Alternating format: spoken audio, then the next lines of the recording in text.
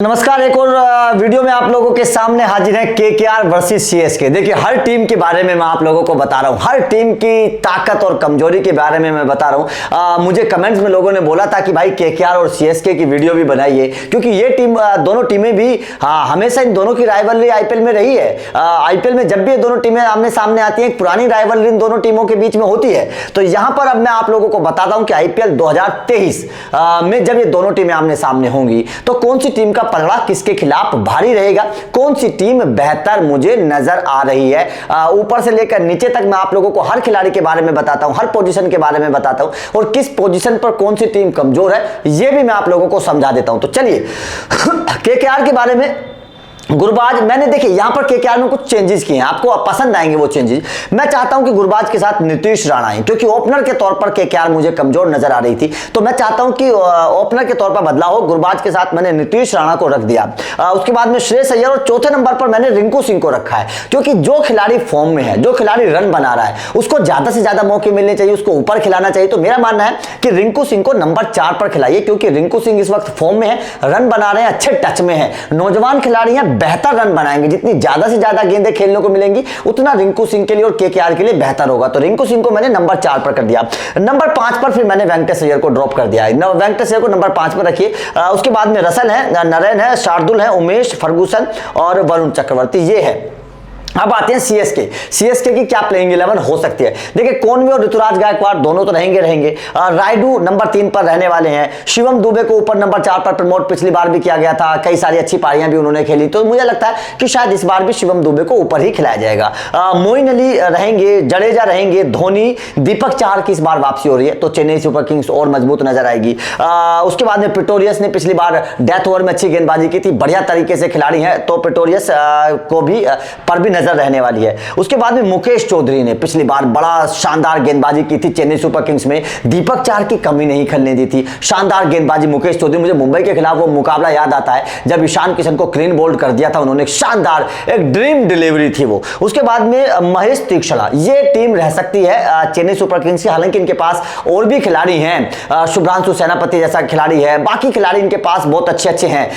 इनके पास मतलब अच्छे एक पूरी टीम है, सेंटनर जैसा एक ऑलराउंडर इनके पास विदेशी भी है, तो इनके पास एक अच्छा पूल है खिलाड़ियों का। लेकिन ये टीम मेरे हिसाब से होने वाली है चेन्नई सुपर किंग्स की। तो अब चलते हैं कि क्या हो सकता है क्या नहीं।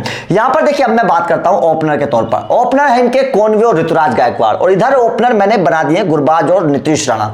लेकिन अगर ओपनर की बात करूं, मैं करंट फॉर्म की बात करूं और बल्लेबाजी की बात करूं, तो मुझे कॉनवे और ऋतुराज गायकवाड़ दोनों ने रन बनाए हैं मेरे भाई। कॉनवे का तो आपको पता ही है, भारत के खिलाफ भी रन बनाए हैं, टी20 विश्व कप में भी रन बनाए, और ऋतुराज गायकवाड़ लगातार डोमेस्टिक में रन बना रहे हैं। तो यहां पर मुझे सीएसके की ओपनिंग जोड़ी थोड़ी सी मजबूत नजर आ रही है अभी भी केकेआर के मुकाबले मुझे, जबकि मैंने नीतीश राणा को ऊपर लिया है, लेकिन उसके बावजूद मुझे सीएसके की ओपनिंग जोड़ी नजर आ रही है मजबूत, क्योंकि यहां पर कॉनवे और ऋतुराज गायकवाड़ दोनों शानदार बल्लेबाज है, अच्छी टच में दोनों नजर आ रहे हैं, रन अच्छे स्ट्राइक रेट से बना रहे हैं कॉनवे भी, और ऋतुराज गायकवाड़ तो खैर तेज खेलते ही हैं। तो दोनों एक भरोसेमंद बल्लेबाज है, एक अच्छी मजबूत पार्टनरशिप दोनों की है, ऋतुराज गायकवाड़ और कॉनवे की। तो मुझे ओपनर के तौर पर सीएसके यहां पर मजबूत आती है। अब बात आती है नंबर 3 पर। यहां पर श्रेयस अय्यर है, यहां पर रायडू है। देखिए, अगर दोनों की मैं बात करूं तो दोनों का स्टेटस बड़ा है, श्रेयस अय्यर का भी और रायडू का भी, लेकिन करंट फॉर्म दोनों की डाउन है। दोनों ने कोई ज्यादा बेहतर वो नहीं खेला। 2022 में रायडू भी एवरेज रहे, उसके बाद में 2022 में श्रेयस अय्यर ने रन जरूर बनाया आईपीएल में, लेकिन उसके बाद से वो भी श्रेयस अय्यर का बल्ला भी नहीं चल रहा है। तो दोनों को यहां पर मैं 50-50 रखूंगा, कोई ज्यादा चांसेस किसी के मैं नहीं दूंगा। रायडू और श्रेयस अय्यर करंट फॉर्म दोनों की मिली जुली है, लेकिन हाँ, श्रेयस अय्यर को थोड़ा सा मैं एज देना चाहता हूं, क्योंकि वो नौजवान खिलाड़ी हैं, बेहतर कर सकते हैं, ये मुझे उम्मीद श्रेयस अय्यर से है। अब बात आती है नंबर 4 पर। देखिए, नंबर 4 पर दोनों नौजवान हैं, रिंकू और शिवम दुबे। तो यहां पर मैं देखिए, यहां पर मैं रिंकू सिंह को थोड़ा सा एज देना चाहूंगा। यहां पर 60-40 रिंकू सिंह को थोड़ा सा मैं एज देना चाहूंगा, क्योंकि बल्लेबाज के तौर पर रिंकू सिंह थोड़ी सी मुझे शिवम दुबे से ज्यादा मैच्योर नजर आते हैं, शिवम दुबे से थोड़ा सा बेहतर मुझे नजर आते हैं रिंकू सिंह बल्लेबाजी के तौर पर, ऊपरी क्रम पर। विध्वंस नपुंसक बल्लेबाज है। सबसे बड़ी बात 360 टाइप के बल्लेबाजी ये करते हैं, ऊपर नीचे आगे पीछे तब सब तरीके के शॉट खेलते हैं रिंकू सिंह। तो शिवम दुबे की वो बल्लेबाजी मुझे नजर नहीं आई। हालांकि 2022 में कुछ अच्छी पारियां उन्होंने खेली, लेकिन उसके बावजूद गेंदबाजी में तो बिल्कुल बेकार नजर आए, और मतलब कंसिस्टेंसी जो होती है ना वो शिवम दुबे के अंदर अभी मुझे नजर नहीं आती। तो 60-40 मैं रखना चाहता हूं दोनों खिलाड़ियों को। उसके बाद में बात आती है नंबर 5 की। तो नंबर 5 पर यहां वेंकटेश अय्यर है, यहां मोइन अली। तो जाहिर तौर पर मोइन अली तो बहुत ऊपर है वेंकटेश अय्यर से। वेंकटेश अय्यर तो मेरे हिसाब से अगर मैं सेलेक्टर होता केकेआर का तो वेंकटेश अय्यर को तो मैं टीम में भी नहीं रखता। तो यहां पर वेंकटेश अय्यर और मोइन अली की अगर कंपेयर करोगे तो मोइन अली बहुत आगे है, बहुत आगे है मोइन अली गेंदबाजी और बल्लेबाजी दोनों में। उसके बाद में रसेल और जडेजा। देखिए यहां टक्कर बड़ी दिलचस्प होने वाली है कि रसेल और जडेजा। अब यहां पर परेशानी सीएसके और केकेआर दोनों के साथ है।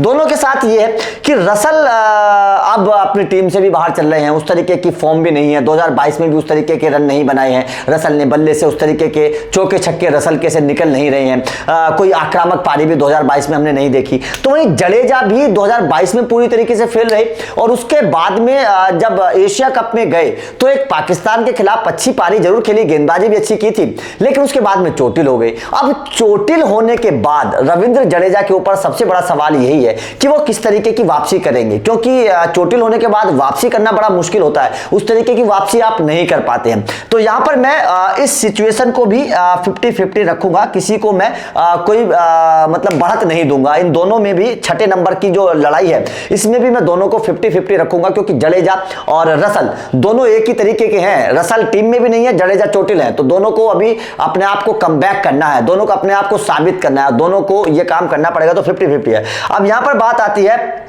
7वें नंबर की। देखिए यहां पर नरेन है और यहां पर धोनी है। देखिए 7 नंबर पर धोनी आएंगे, जाहिर तौर पर बिल्कुल आपकी बात ठीक है। फिनिशर के तौर पर महेंद्र सिंह धोनी बहुत ऊपर मुझे नजर आते हैं, बहुत ऊपर नजर आते हैं नरेन से, क्योंकि नरेन से बल्लेबाजी में महेंद्र सिंह धोनी बहुत ऊपर है। लेकिन यहां पर देखिए नरेन का टक्कर महेंद्र सिंह धोनी से करनी गलत है। मैं नरेन की टक्कर करना चाहता हूं महेश तीक्ष्णा से, क्योंकि दोनों स्पिन गेंदबाज हैं। तो जाहिर तौर पर अगर मैं गेंदबाजी के तौर पर देखूं नरेन और महेश तीक्ष्णा को अगर मैं गेंदबाजी में कंपेयर करूं तो मेरे हिसाब से महेश तीक्ष्णा मुझे बहुत ऊपर नजर आ रहे हैं, क्योंकि T20 विश्व कप में और एशिया कप में महेश तीक्ष्णा ने अपने आप को साबित किया है, विकेट चटकाए हैं, इनफॉर्म है, विकेट ले रहे हैं। तो महेश तीक्ष्णा मुझे थोड़े से ऊपर नजर आते हैं सुनील नारायण के मुकाबले। तो सीएसके ने यहां भी बढ़त हासिल करी है। अब बात करते हैं शार्दुल ठाकुर और दीपक चहर। ये दोनों ऑलराउंडर हैं, एक ही तरीके के खिलाड़ी हैं, दोनों तेज गेंदबाजी भी करते हैं, थोड़ी थोड़ी बल्लेबाजी भी कर लेते हैं। लेकिन यहां पर जो सबसे बड़ा चैलेंज रहेगा दीपक के साथ वो ये कि चोटिल होकर वापस आए हैं, उसके बाद से टीम इंडिया ने इनको ज्यादा मौके दिए नहीं है, खिलाया नहीं है, तो अपने आप को साबित करने का मौका है। हालांकि जिम्बाब्वे के खिलाफ एक मैच में बड़ी अच्छी गेंदबाजी की थी, 3 विकेट चटकाए थे, लेकिन उसके बाद से फिर ड्रॉप कर दिया गया। विश्व कप में उम्मीद थी, वहां पर भी नहीं खिलाया गया। लेकिन अगर टैलेंट की बात करूं, दोनों के टैलेंट की बात करूं, तो मुझे गेंदबाजी में दीपक चहर थोड़े से ज्यादा इफेक्टिव नजर आते हैं। शुरुआत के ओवर्स में, जो पावर प्ले के शुरुआत के ओवर्स होते हैं, वहां पर दीपक चहर शार्दुल ठाकुर से थोड़े ज्यादा इफेक्टिव हैं, विकेट चटकाना जानते हैं, गेंद को हिलाते हैं, डुलाते हैं, स्विंग करते हैं, बल्लेबाज को परेशान करते हैं। तो दीपक चहर मुझे थोड़ा सा ज्यादा आक्रामक और खतरनाक नजर आते हैं शार्दुल ठाकुर के मुकाबले में। अब यहां पर बात विदेशी खिलाड़ियों की कर लेते हैं, फर्गुसन साउदी और पिटोरियस। तो देखिए यहां पर मैं फर्गुसन साउदी और पिटोरियस दोनों अलग अलग तरीके के गेंदबाज हैं। फर्गुसन और साउदी, फर्गुसन जहां रफ्तार के लिए जाने जाते हैं, साउदी जहां शुरुआत में ओवर्स के लिए विकेट चटकाने के लिए जाने जाते हैं, तो पिटोरियस डेथ ओवर के गेंदबाज हैं। पिटोरियस शुरुआत में गेंदबाजी नहीं करते, वो डेथ ओवर में गेंदबाजी करते हैं और वेरिएशंस बहुत हैं, स्लोवर्स डालते हैं, कभी तेज डालते हैं, कभी यॉर्कर डालते हैं, कभी बाउंसर डालते हैं। तो पिटोरियस अलग तरीके के गेंदबाज हैं और साउदी और फर्गुसन अलग। पिटोरियस विकेट भी आखिरी ओवर में लेते हैं और ज्यादा महंगे साबित नहीं होते हैं। तो यहां पर मैं वैसे पिटोरियस से ज्यादा पॉइंट यहां पर दूंगा, फर्गुसन और साउदी को मैं ज्यादा पॉइंट दूंगा, इनको मैं ऊपर रखूंगा गेंदबाजी के तौर पर, क्योंकि ये दोनों गेंदबाज आखिर के ओवर में भी गेंदबाजी कर सकते हैं और शुरुआत में भी गेंदबाजी कर सकते हैं, जबकि पिटोरियस मोस्टली आखिर के बाद में ही 10 ओवर के बाद में गेंदबाजी करने के लिए हमें दिखाई देते हैं। अब यहां पर वरुण चक्रवर्ती की बात आती है, तो देखिए उमेश यादव और मुकेश चौधरी का भी एक कंपैरिजन कर लेते हैं। तो मेरे हिसाब से उमेश यादव थोड़ा सा बेहतर है, लेकिन मुकेश चौधरी देखिए अब दोनों दोनों में फर्क है, दोनों में फर्क समझने की कोशिश करना। उमेश यादव जो है वो तजुर्बेकार है, रफ्तार उनके पास है,